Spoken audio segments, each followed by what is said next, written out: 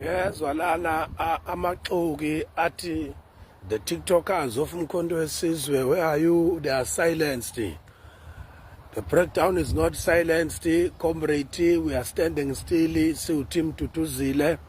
Sisasho namanje ukuthi on the 16th December 2023, our Princess Tutuzile Zuma is the only voice eyazwakala South Africa nomhlaba wonke when he was announcing that President Zuma will be now not voting for the ANC, which is the party he was the former president of. But Tutuzile Zuma announced the arrival of the greatest train, the unstoppable express train of Umkhonto weSizwe party. If you are touching when President Zuma was just an ordinary member during 16 December 2023, when Jabulani Khumalo was not known, we could research who is the founder and the president of Umkhonto weSizwe. But Zuma has been told us what he's going to vote for Umkhonto weSizwe party through izwe lika Tutuzile Zuma. Sithi South Africa bafowethu siyaqinisekisa ukuthi if you touch uTutuzile uthinte thina, iTutuzile is us and we are Tutuzile. Asivume, asijike, asihlehli futhi. If you dare touch inkosazana, we dare you touch uTutuzile. Webenzani nje omanye eParliament? Yini benza ku-Judge Club?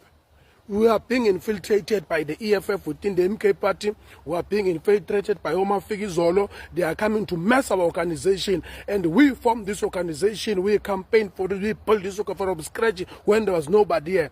Lalela. Ndoda enkulu ukhethelezi. Hayi bungakhohlwa ukhethelezi. Ngakhohlwa ukhethelezi. Athini bathini ithini bonga khethelezi konke siyabonga khethelezi ndoda enkulu ngesiprofeto sakho. You prophesied ukuthi ubaba uZuma uzohlukumeza kuzoba ne-BP. Hey khethelezi, you must not be taken for granted mfowethu. Siyakhumbula khethelezi langomhla ka-27 December, the first event in the open space of Umkhonto weSizwe was at Mzo Lifestyle.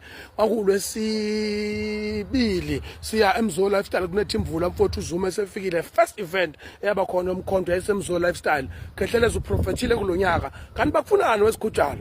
Awu bethe ndondela mzimba hliziyo zibovu sihla sombedla ngazi kunjani kodwa khuphuka lapho khethelezi khuphuka sigujana. Hayi ushaye khona this time I prophet mbana kazi phakama khethelezi ngifuna ukhethelezi hayi umuntu asebenza njengamkhonto Dr. Khethelezi mfowethu. Ziyabuya into zethu sizolwa Khethelezi mfowethu, zoze zibuye into zethu thula uzobona wena. Ngiyabonga ukuthi bona umdala wayibamba ngomthetho noma ungawenza ungabi lutho emkhontweni usebenza noma kunyathele ngabe kunyathele phansi njengenhlabathi kodwa you stand still with iqembu mfowethu. Siyabonga Khethelezi, siyabonga nangesiprofetho.